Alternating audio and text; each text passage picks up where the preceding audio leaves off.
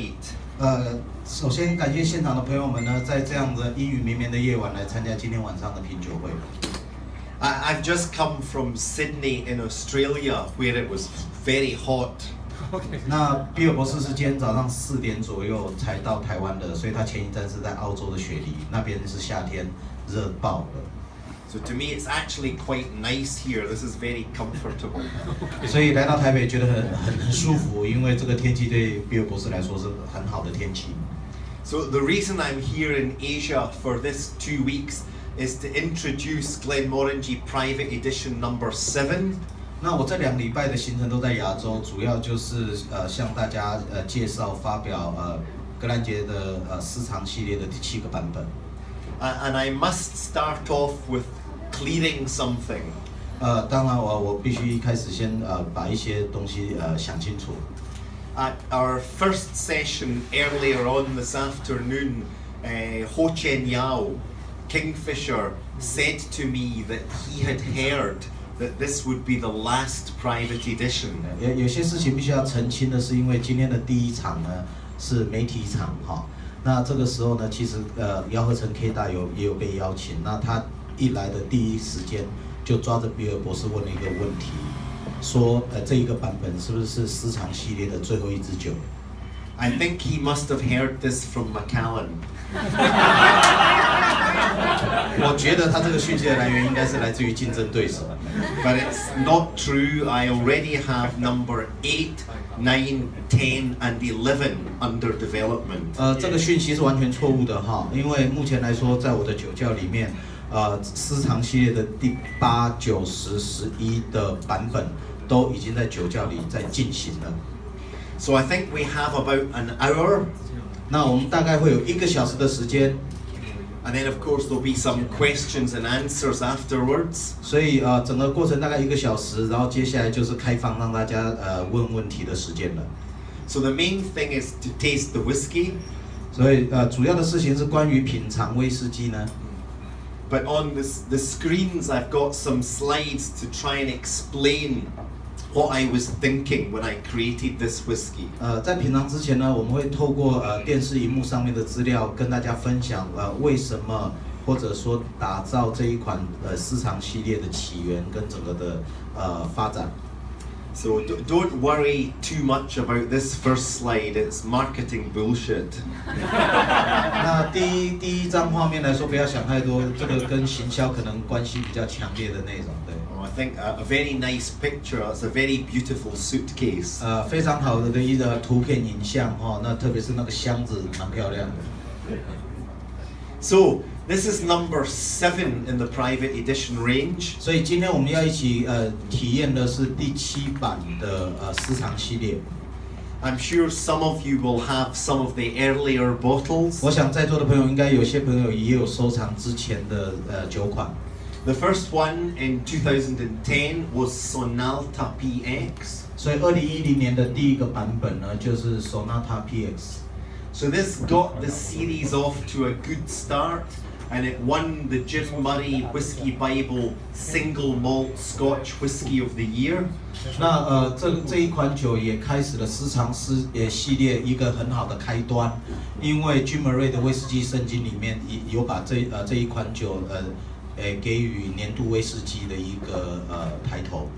And this was an experiment. It was the first time I'd used Pedro Jimenez sherry. 那这一款酒也是我第1次用 PX 桶。I liked the results of this, so that's why I've started using PX casks in Glenmorangie La Santa. 那由于整个的成果跟报告的反应是非常好的，也造就了我将 PX 桶陈酿的这一个做法，运用在我的 La Santa 43度12年这一款酒里面，就是一样的酒质把它放进去。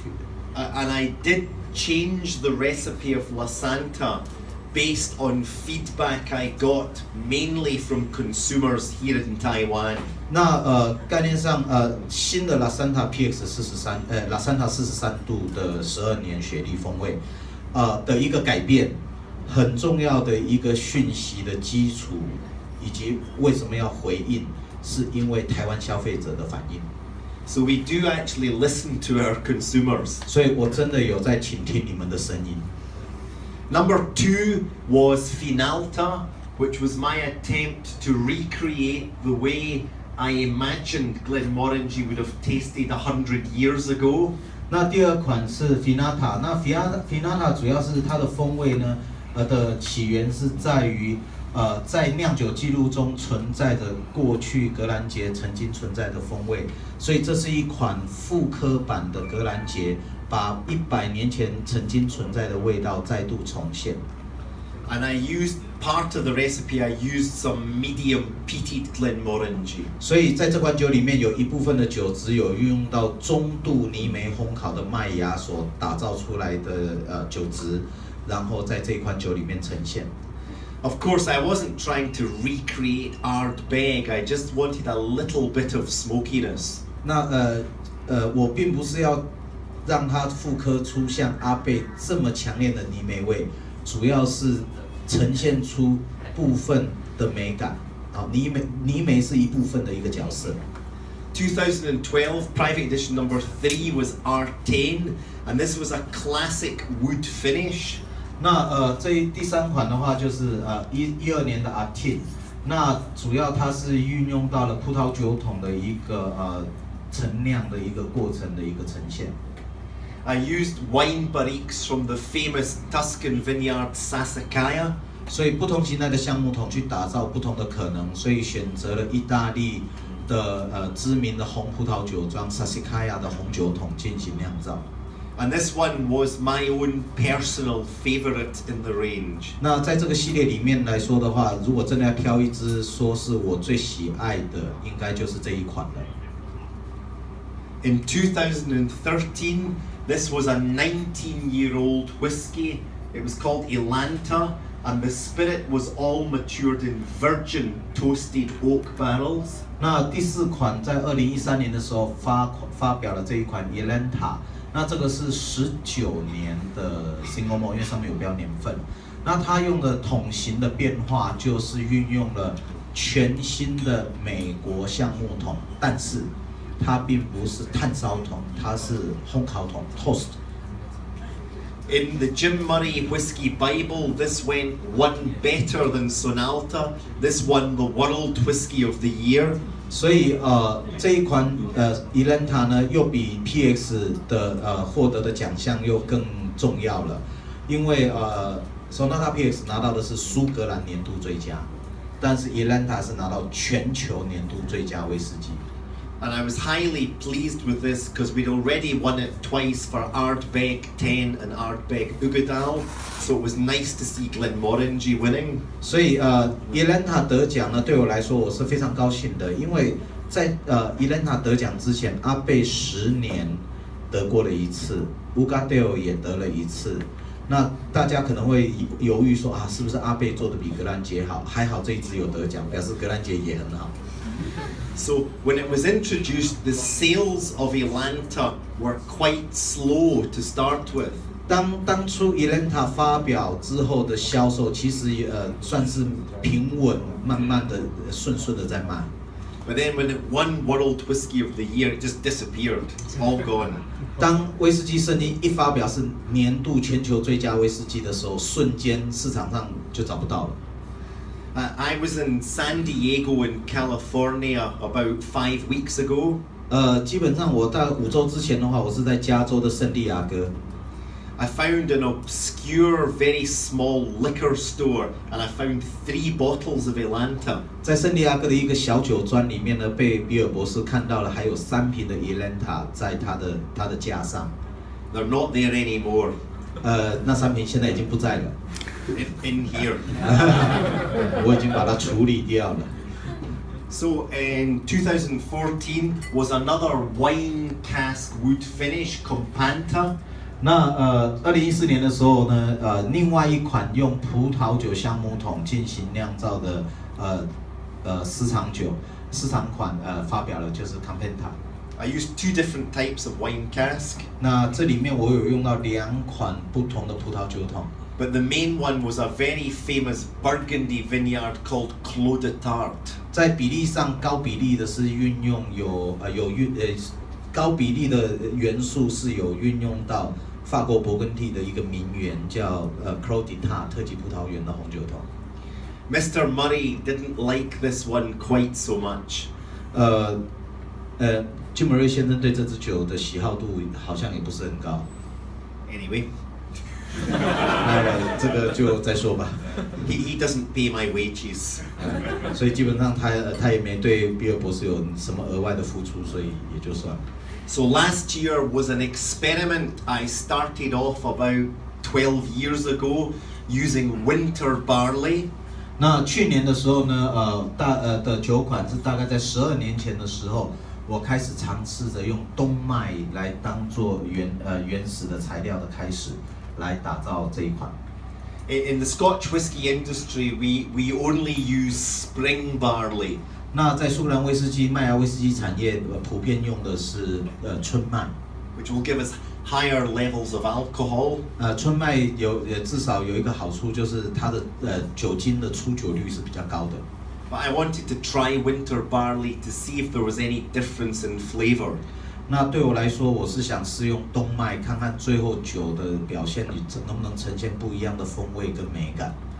And the result of the experiment was, yes, there was a little difference in flavor. 那最后的评估出来的成果是，的确是存在着不同，在于一些细微的风味部分。And now, finally, right now, it's private edition number 7, which is called Misean. 那当然。进入到了今年，就是第7版的私藏系列，它的名字叫 Misean。So the next 2 slides just shows you some of the awards these whiskies have won. 接下来的两三张的图表呢，只是让大家分享，跟大家看看这几支酒得了多少奖。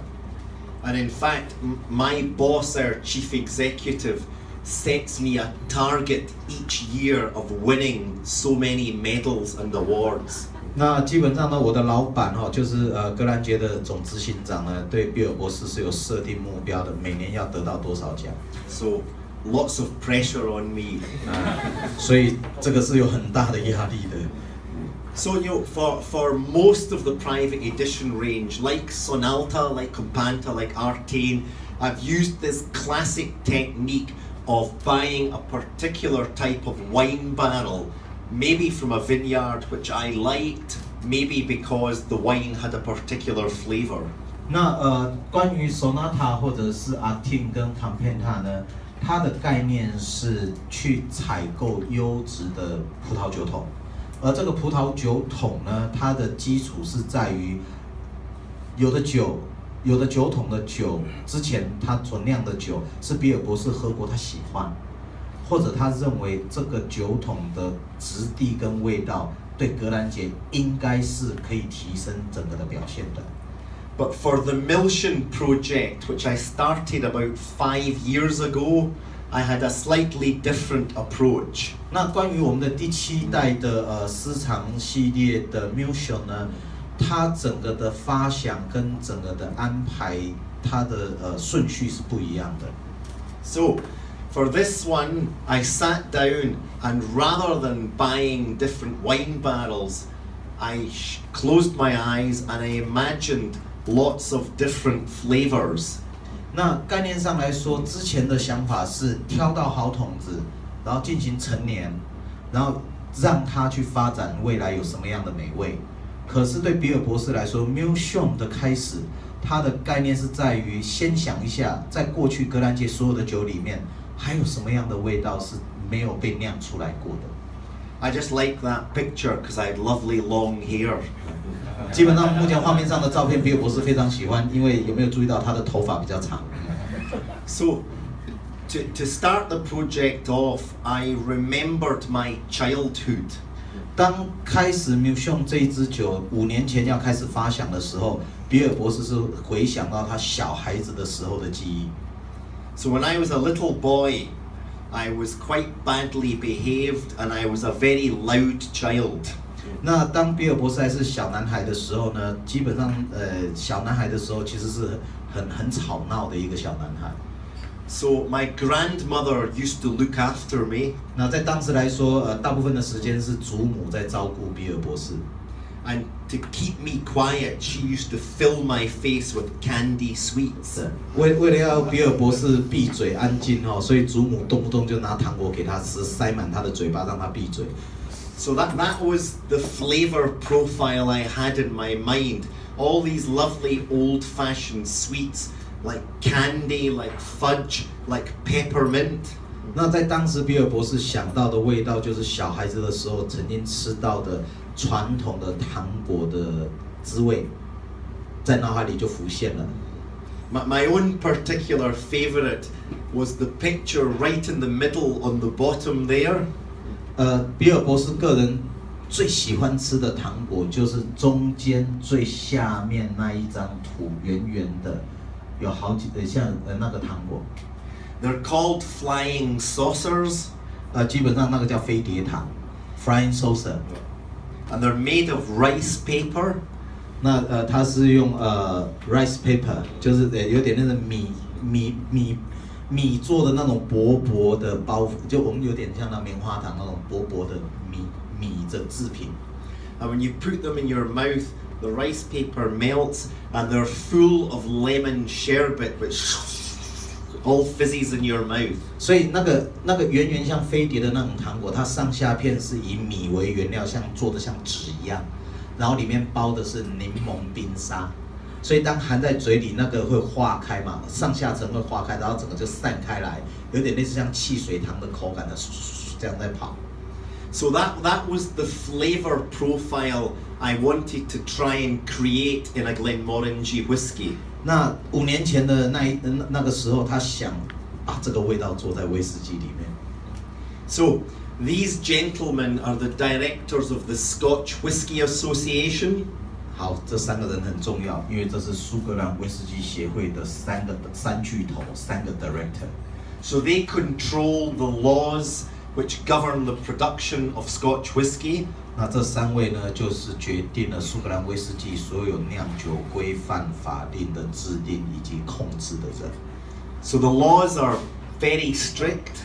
那当然规定就是很清楚、很直接的。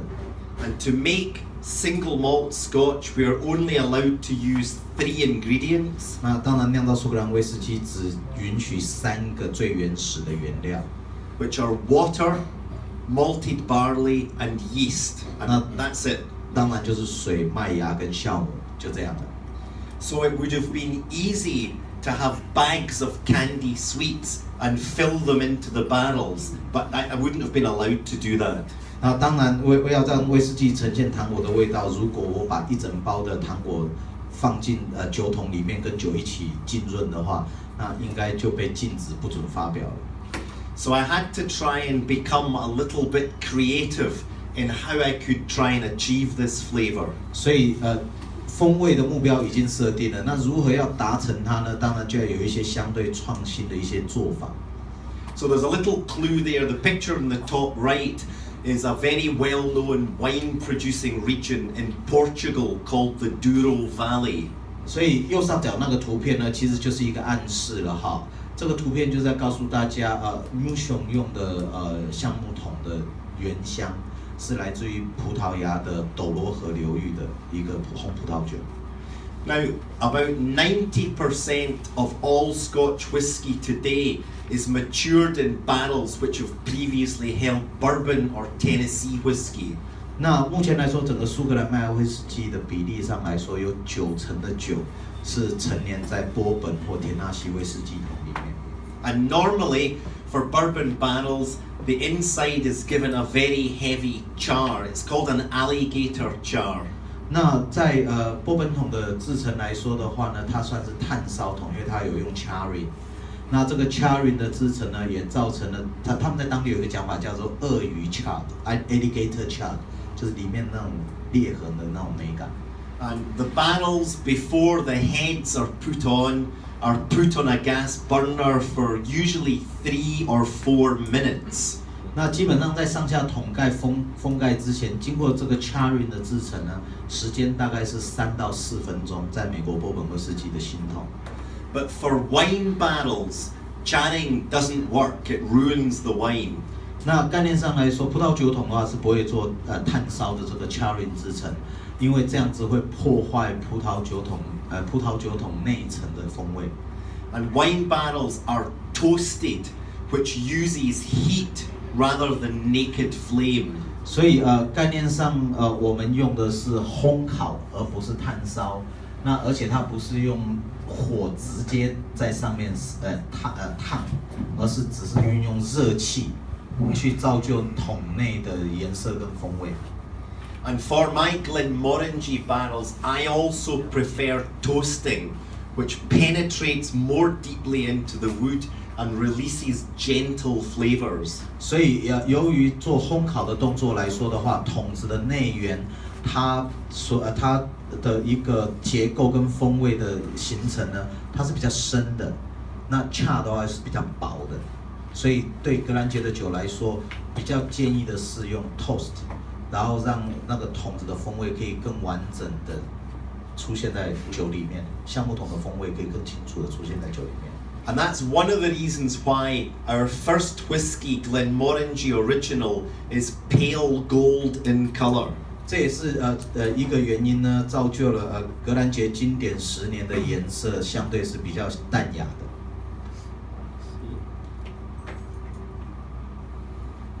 It doesn't seem to be working.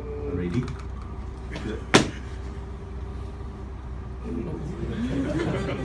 Wake up. That's it. So the top slide, I'm sorry, this is a little bit difficult to explain. 基本上现在这个画面比较不太容易去解释了。The top one shows charring, and the char basically burns maybe 1 or 2 millimeters into the barrel. 那大家看到上面那一个是木头的裁片的一个展示。那概念上来说，如果是炭烧 charring 的状况下，大概能够烧进去的深度大概是1厘米或2厘米的厚度。So your spirit during maturation can only soak in these 1 or 2 millimeters. 所以如果当我们有新蒸馏出来的酒新酒入桶之后，它酒最多只能舀到2毫米的厚度。Whereas the toasting, which can take between 2 and 3 hours, penetrates more slowly but much more deeply into the wood, maybe about 5 millimeters. 那概念上来说，如果今天是用 toast 来说，由于它是用热气，不是明火直接去烫，所以呢，它大概会花3个小时的时间去慢慢处理，然后也造就了桶子的内缘呢，它的那个就制造风味跟酒可以咬进去的深度 ，it's about 3 to 4 millimeter, about 5 millimeters 到5毫米那么深，就是一个是2毫米左右，一个是5毫米的一个厚度，是酒可以咬进去的。So basically, your spirit can soak more into the wood and simply take more flavor. 所以也造就成说，酒质在桶内的时候，如果今天是在法国桶的状况下，它可以让木质本身的风味带更多出来到酒里面。Now, of course, if I chose to, I could make Glenmorangie Original darker in color. 那当然，如果我挑的是上面的这一个的话，我的酒颜色可以变得很漂亮。And I could do what most other Scotch whisky brands do and add lots of caramel colouring. 或者我为了满足大家对颜色的喜好，我也可以像其他一些酒厂，基本上视状况的去修正它的颜色。But I think this is dishonest, personally. 那但是对我来说，我不想要这样子做。And I know that some people in their mind, they think the darker the color is, the better the flavor will be. 当然，有些人还是相信说颜色越深的酒应该是比较好的酒的。But in reality, almost the opposite is true. If it's very, very dark in color, it's usually because there's been lots of coloring added to it. 那基本上呢，蛮普遍的。你看到颜色很深的威士忌的时候，应该非常高的可能性是用色素焦糖去修正的。So I like our whiskies to be natural and pure, the way they're supposed to be. 那我希望我的威士忌呈现出来是自然的，然后呢很宜人的一种表现。So I know you'll all be very familiar with the taste of Glenmorangie Original. 我相信在座的朋友应该对左手边第一杯的经典格兰杰是相当熟悉的。But let's just remind ourselves of what a lovely, fresh, clean-tasting whiskey this is. 那还是邀请大家，等于是回忆或唤醒对格兰杰经典10年的纯净清新的感觉。This whiskey is very personal to me. 这一款酒对我来说，个人有一些意义在的。For 2 reasons. 这里面有2个原因。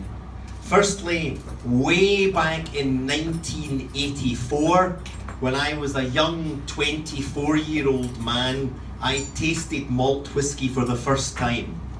那时间必须回到1984年，那一年我24岁，我人生中的第一杯麦芽威士忌就是格兰杰10年。I'm not sure what age that makes me now. I can't really remember. I can't count. 基本上呢，即使这样说了，我还是记不起来我今年几岁。But this was the first. It was Glenmorangie 10-year-old. So this was the very first whiskey I ever tasted. 所以这个就是我人生的第一款麦芽威士忌。And the second reason is this is the favorite whiskey of my mother.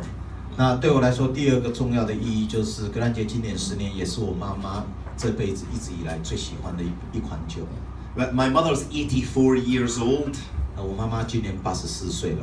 And once each year, I try to give my mother a glass of Ardbeg, but she just doesn't like it.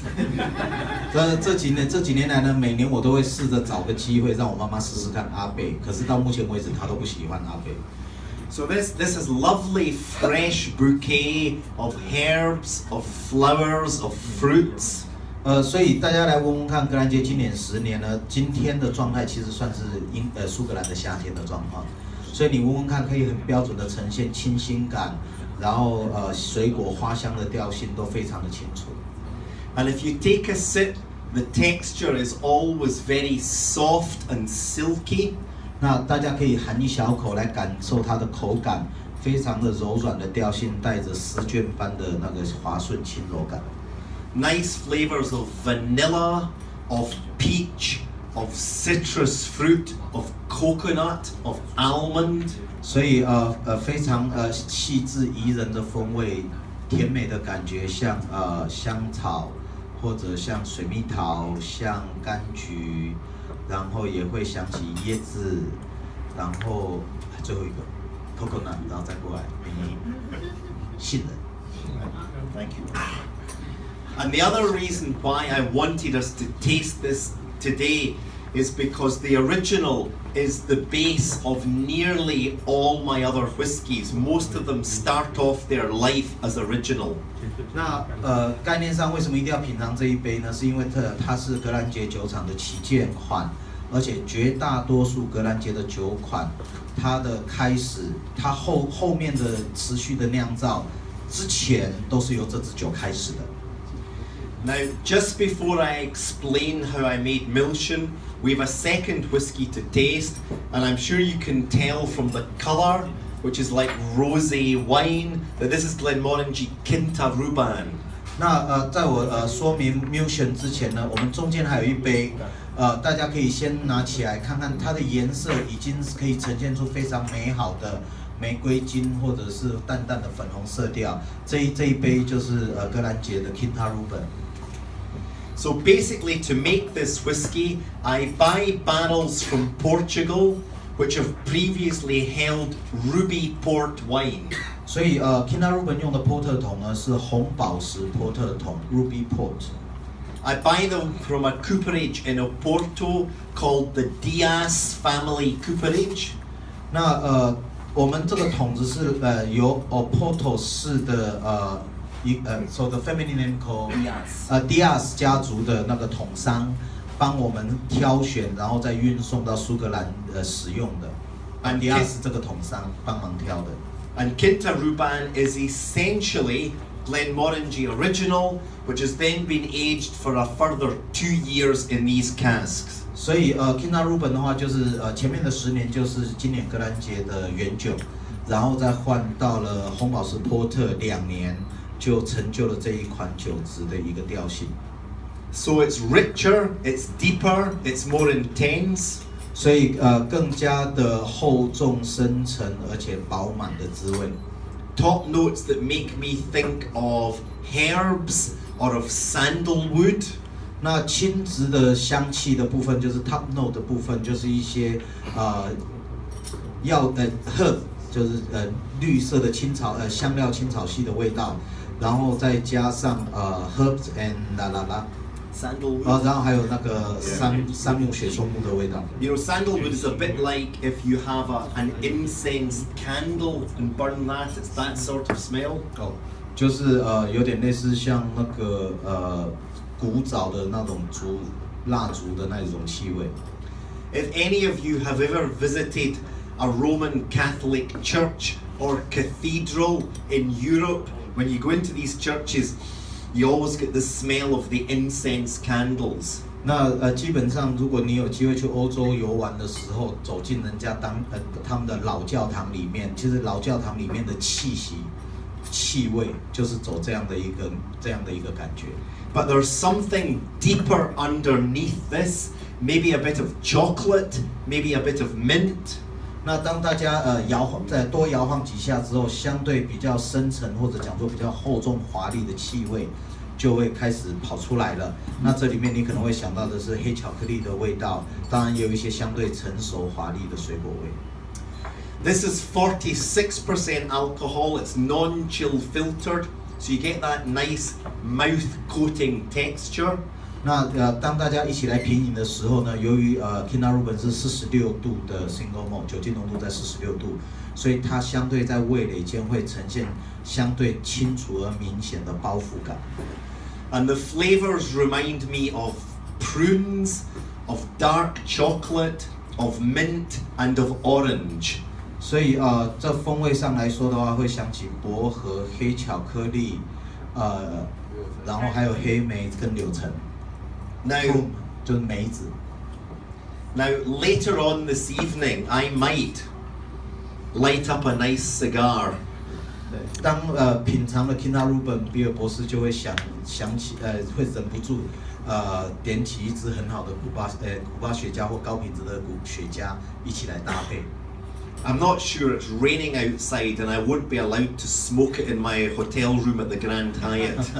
那由于外面在下雨，我不确定我能不能被允许在我的君悦饭店的房间里点起来。However, if I do smoke a cigar, I won't drink original. I'll maybe drink Kinder Ruben with it. 如果今天要抽一支好雪茄的话，对我而言，10年经典跟 Kinder Ruben， 我会想要搭配的是 Kinder Ruben。So, for private edition number 7, the Misean, once again my base whiskey was essentially Glenmorangie Original. 所以当我们现在一起来聊 Misean 的时候呢，它酒质的开始前面10年一样就是经典10年的原酒。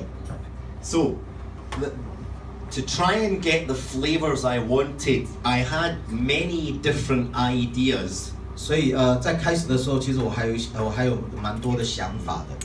But eventually, I managed to persuade Mario Diaz, who has the cooperage in Portugal, to carry out a silly experiment for me. 那概念上呢，在过程当中也有请葡萄牙的那一位统商 Mario Diaz 先生，依照比尔博士的想法，协助去尝试了一些试作品。Now, apologies, this is a very complicated slide. 基本上呢，现在这个画面来说是相对是很复杂的。Basically, it's the bottom row you want to look at. 那基本上大家最想看到的讯息是最下面第3排的讯息。I had some wine barrels, 269 in total, sent from the Douro Valley down to the Diaz cooperage. 那在一开始的时候呢，我总共有279个葡萄牙红酒桶，来自于斗罗河的酒庄，被送到了迪亚兹的这个桶商这里 ，Mario Diaz 先生这里。So these barrels contained red table wine from the Douro Valley. 所以这279个桶子就是葡萄牙斗罗河的红酒桶。Now, I didn't particularly want to use Douro Valley wine. It didn't really matter, but it had to be somewhere close to the Diaz cooperage. 那其实当初也没有刻意说一定要是斗罗河流域的红酒桶，但是呢，迪亚斯的桶商呢，我们的想法就是桶子尽量要维持新鲜的，尽快的送到桶商那一边，所以才选择斗罗河区的红酒桶。So these are examples of barrel staves which have contained red wine. 那目前博士手上拿的这一块桶片呢，这大家桌上现在的这一片就是斗罗河红酒桶的裁片，就是一开始是这个样子的状态。Now the wine here is all dried into the wood. 但是呢，大家现场的这个桶片呢，基本上都已经干掉了，酒都已经液态酒都已经挥发掉了。But when my barrels arrived at his cooperage, they were still moist and dripping wet with the residue of the wine. 但是当时这279个桶子送到桶商那一边的时候呢，其实里面都还是湿湿的，甚至会有酒液滴下来的状况。So I asked Mario to knock the heads off the barrels and re-toast them while they were still moist with the wine. 那在当时呢，比尔博士就要求 Mario 先生把桶子的上下盖拿掉，然后再次的烘烤这个桶子，然后让里面的酒液呢慢慢的收干。And basically the re-toasting concentrated up the wine and caramelized all of the sugars onto the inside of the barrel. 而在再次 re-toast 再次烘烤的过程里面呢，它就让原来在桶子内板的酒液被收缩干的同时，也产生了结晶，而这个结晶包含了酒的风味以及微量糖分的结晶。So we've tried to recreate that process here tonight by putting the staves with wine into an oven. 所以呢，我们今天在现场呢，我们台湾团队试着重现那一个结晶的现象，所以我们把这个木片呢，昨天晚上就泡在托盘，然后让木片去吃葡萄牙红酒，然后今天刚刚才拿来烤，然后看结晶状况。Now be careful because these staves are still red hot. They're right out of the oven.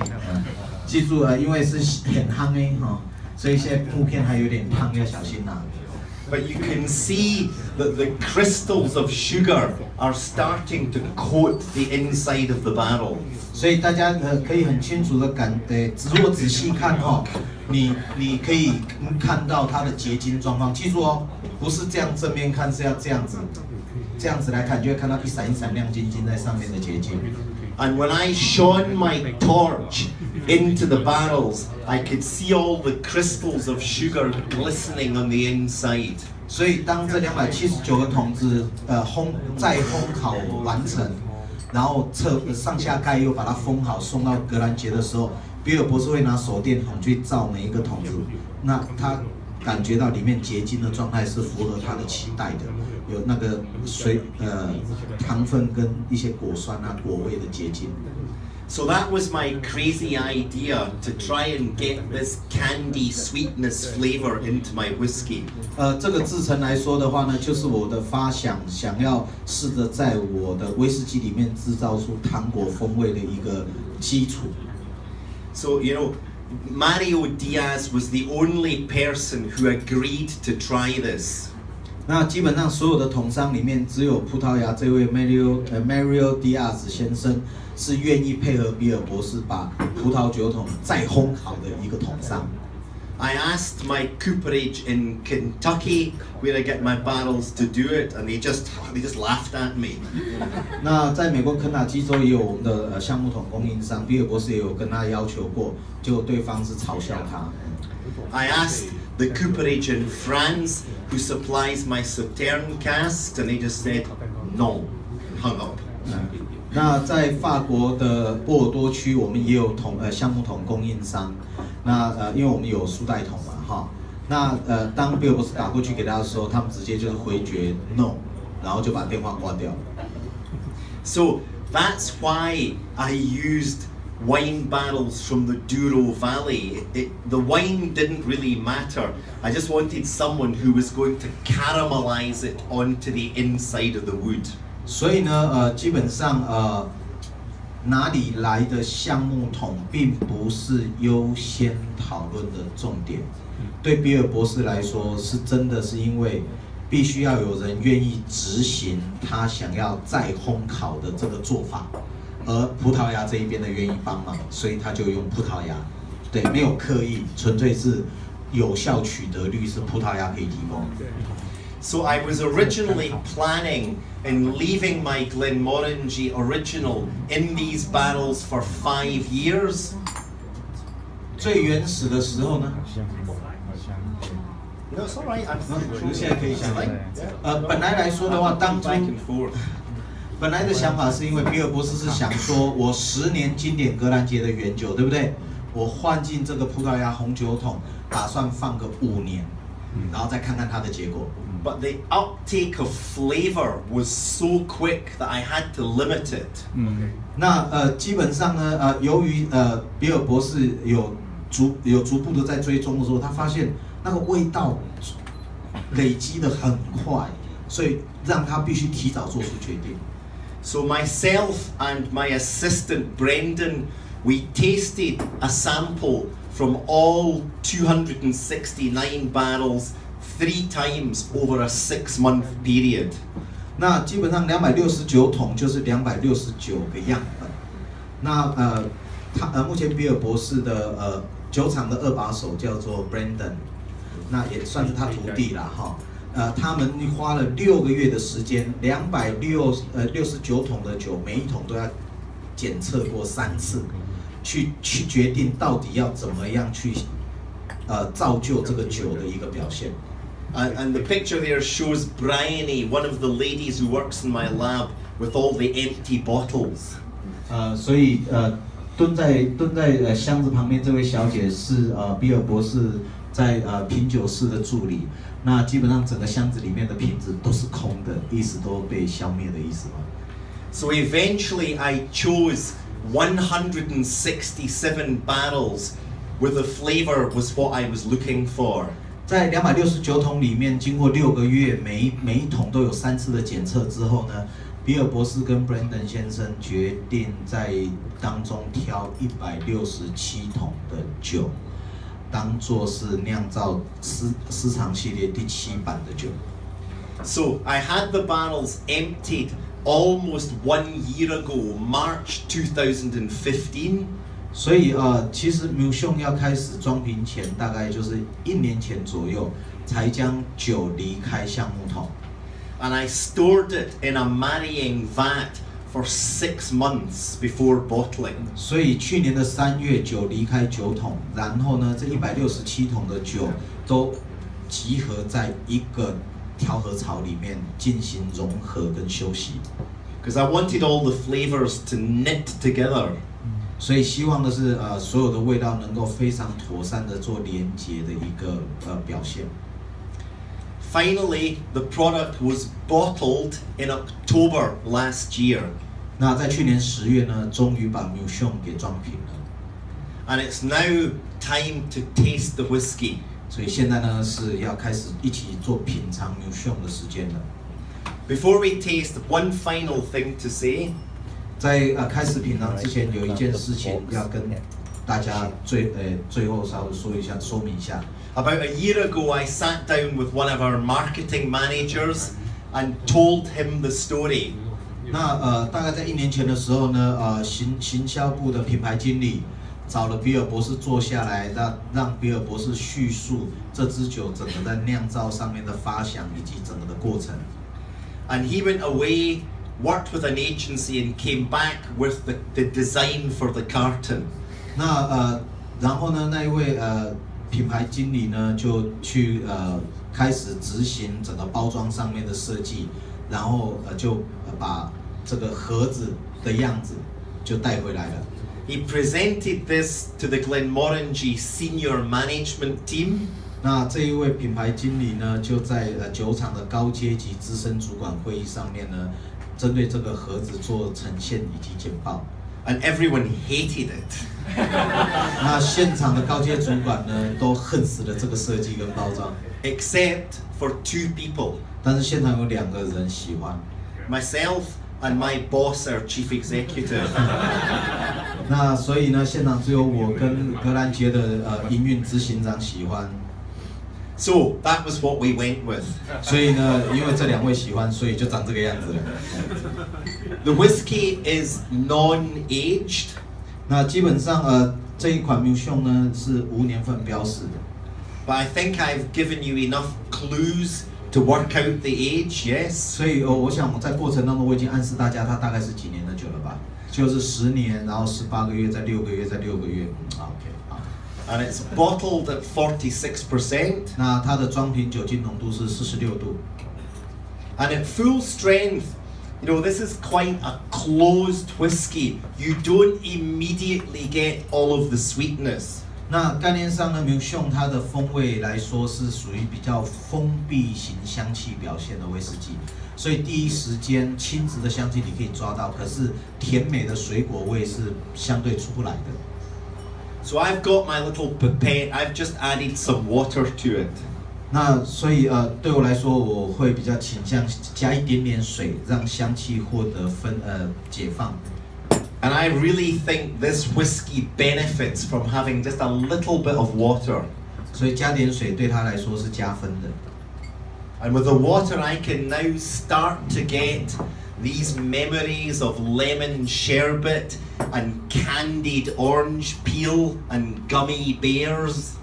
所以当加微量的水进去之后呢，就让我想起了所谓的柠檬冰沙拉，还有糖霜陈皮，然后还有就是小熊软糖的一些气味会出现。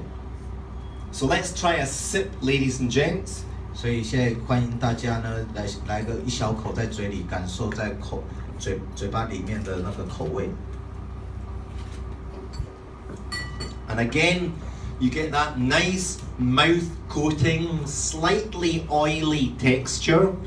那所以入口之后，你可以感受到非常好的味蕾的一个包覆感，甚至有一点点油脂的那种滑顺的感觉。There's a little bit of spiciness, maybe even a hint of sweet chili in the taste. 甚至会觉得微微的刺激感，有一点像甜椒的一种感觉。And then I get all these candy flavors, the lemon sherbet, the candied orange peel, sugar-coated plums. 那延续着的相对比较华丽的滋味，就是柠檬雪碧冰沙，然后糖霜陈皮，然后糖霜包覆着的那个梅子的调性。So let's try again. Let's have another sip and see what else we can find. 那我们再来一口，然后看看还有哪一些味道会表现出来。You know, lots of fruit in there, like peaches and plums and nectarines. 所以像水蜜桃啦，peaches and plums, 然后梅子 nectarine, just a type of peach. OK， 另外一种水蜜桃，对。突然一个精准的名词出来，愣住了一下，另外一种水蜜桃。There's also a bit of peppermint in there.